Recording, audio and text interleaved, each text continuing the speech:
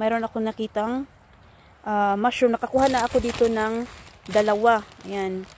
Pero hindi ko alam kung nakakain ba siya. Pero kukunin ko pa rin siya. But at the same time, magagamit ako ng gloves. Hand gloves para kung sakasakali mang hindi ko alam kung makakain ba siya or hindi. Ayan.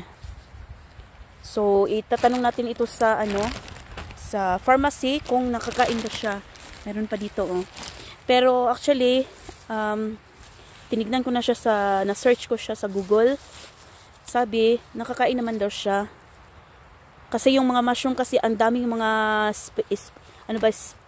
klase-klase, kumbaga. So, ito hindi ko alam ito kasi nga hindi nga ako sanay. Pero kukunin pa rin natin siya. Itatanong natin sa kung nakakain ba siya. So, ayan. Try natin. Malay natin nakakain. Pero yun nga, double ako na malinis siya, oh. Kung titignan mo. Meron siyang limas. Parang diba? So, hindi ko alam kung nakakain talaga siya. We'll see. Ayan pa. So, ayan guys, oh. Marami ng mga mushroom na hindi ko lang alam kung naka-edible ba yan or hindi. So, ayan na naman guys. May nakita tayong isa, pero hindi ko alam kung ayan, nakakain ba ito. Hindi ko alam. Ayan, oh. Hindi ko alam kung nakakain ba siya. Pero isi-search ko muna siya. Ayan. So, ayan guys, na-check ko na siya sa internet. So, hindi pa sure kung nakakain siya or hindi. Ano ba? Ba't hindi, ayan. Ito na. Bakit hindi siya medyo blurred? Ayan. So, yan yung niya. So, hindi natin sure kung nakakain ba rin siya. Ayan. So, iiwan natin to dito. Kalit natin siya sa nature. Ayan. Kasi hindi natin alam kung nakakain ba yan. So, mayroon din isa dito. Ito. Another, din. Ibang klase na mushroom. So, hindi ko alam kung nakakain ba ito. Check ko muna sa Google. Okay guys, so sa nakita ko sa Google, sa na-search ko, nakakain siya. Husula ang pangalan niya. Pero, parang, ewan ko, special din siya. Kaya hindi ko rin kukunin kasi mag-isa lang din naman siya eh. So, ayan. So, ayan guys, may bago tayong nakita. Pangalan niya is Calocera viscosa. So, siya, hindi siya advisable na makakain. Ayan. So, it's din siya, ibang klase na wild mushroom. Ayan. So, ayan guys, mayroon tayong nakita ditong isang klase na mushroom, na pula siya.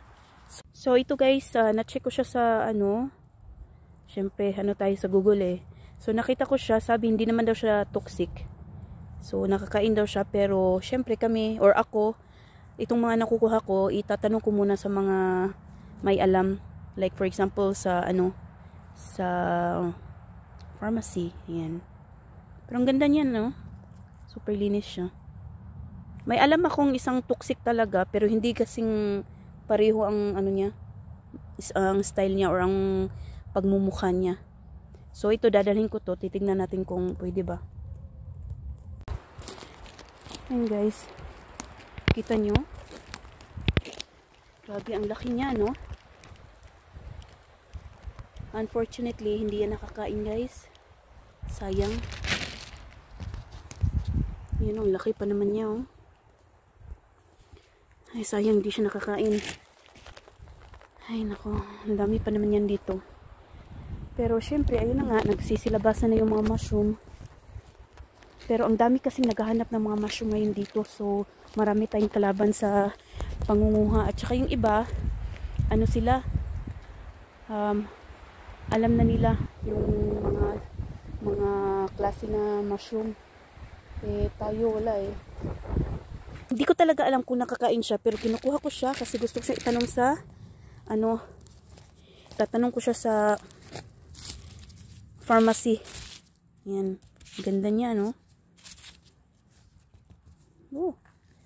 Yan, oh. Malay natin, nakakain siya, diba? We'll see. Uy, may mga bagong dito, oh. Ibang klase, oh. Pero hindi ko siya alam ano, kung ano ba, nakakain ba siya. Uy, grabe siya oh. Check ko muna sa ano na naman. Naku, check ko muna. Dili.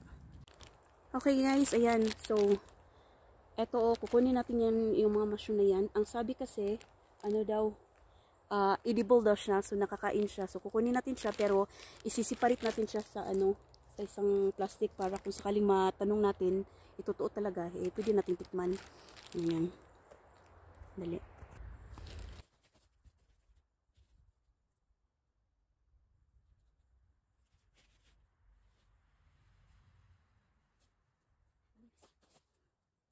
Hindi ko naman siyang anuhin. Ayan oh. So, yung sa ilalim niya is color amethyst. So, sabi daw, yun nga, nakakain. So, kunin natin siya. Kaya lang siguro pang anuhin ko na lang ito. Medyo madami-dami din ito eh. Okay, so ang dami pa pala niya dito oh. Ayan oh. Yan siya. So, ayun, kukunin natin yan lahat oh. Ay, nako, ayan, dami pa niya. Kung nakakain to, nako. Ay, ang dami pa niya. Oh my God. Nako, ito talaga, mag-i-enjoy ako dito. Ayan, ang dami niya as in. Ayan. May mushroom pa dito. Ayan oh, ibang klase din oh. Taray, dali. Lagyan natin siya. Ang dami pa niya. Super talaga.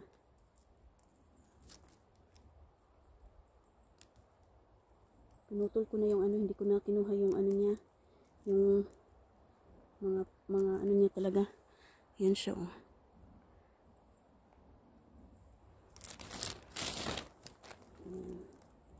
Marami pa rin ito. Yung iba, medyo maliit pa siya. Kukunin ko na lang kasi hindi na kami yata makakabalik pa dito next day. So, okay na yan.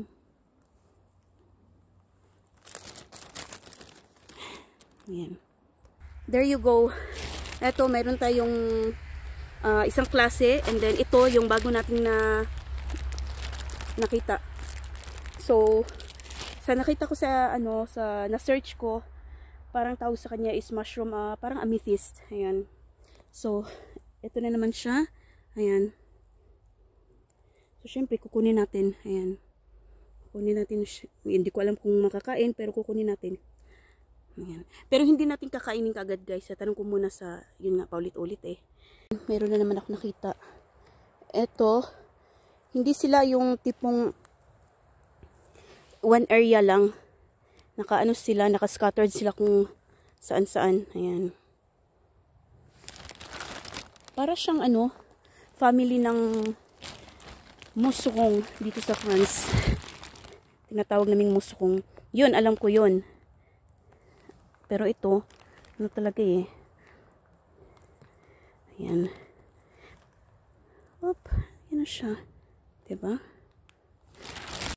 Okay guys, so ito guys, nakita ko, ang dami niya dito, as in super. So, sa napansin ko, walang kumukuha. So, nagwa-wonder ako, hindi kaya ito, ano, non-edible?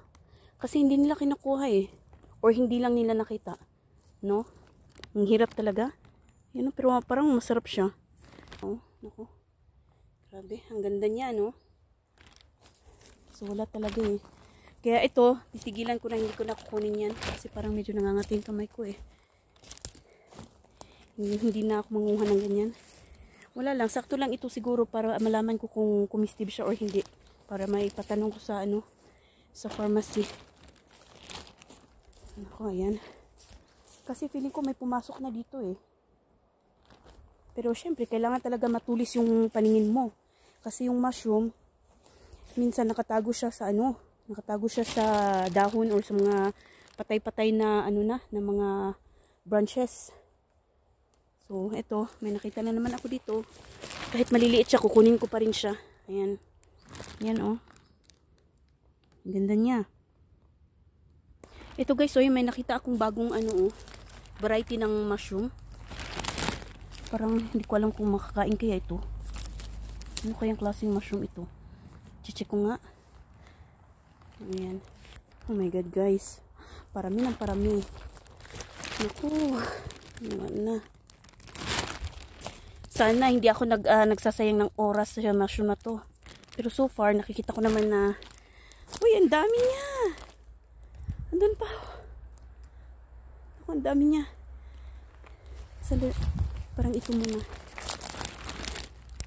Ayan, dami niya. Oh my God. Grabe.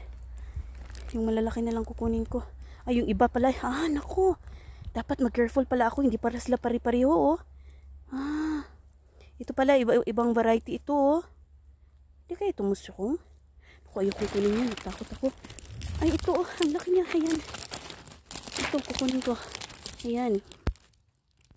Grabe.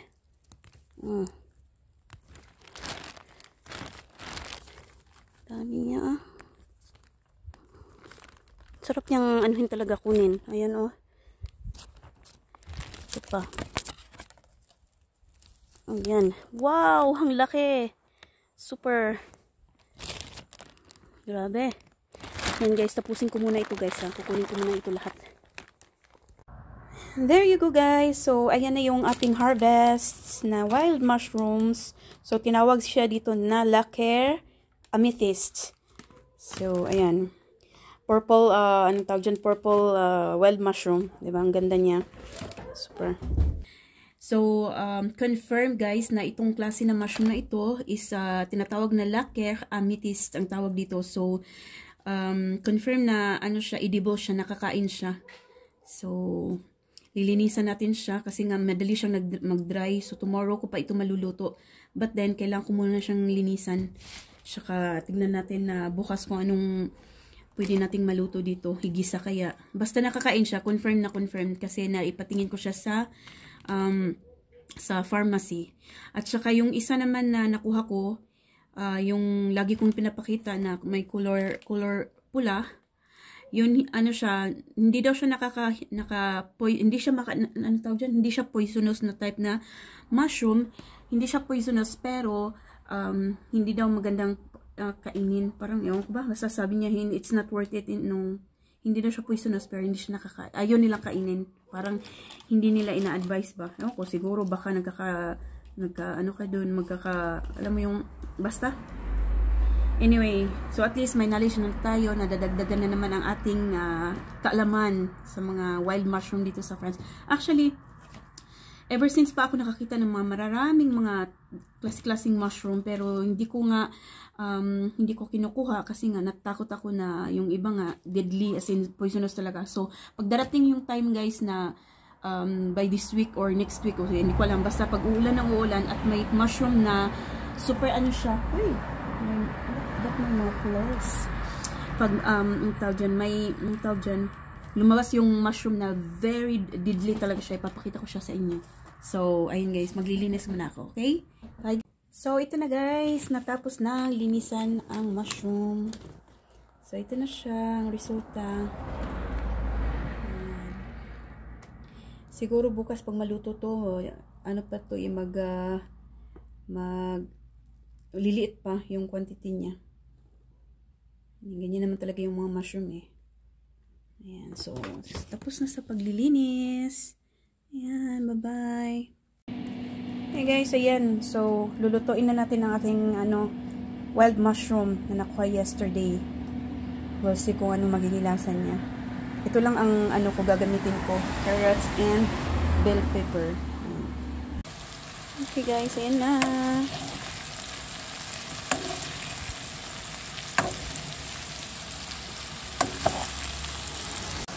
So, ayan na siya guys. Almost done na siya. Lumiit siya, no? Yung quantity niya, lumiit talaga. Okay, so ayan na guys. Naku, nag-burn na. Luto na siya. So, we're going to tikiman na. So, we'll see kung masarap ba siya.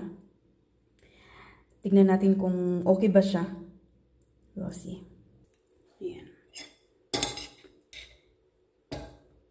So, yung kulay niya parang nag-iba. Parang naging dark brown. Or basta, hindi na makikita yung pagka-purple niya. So, ayan. Titikman natin yung mushroom na wild mushroom dito sa France. Yan.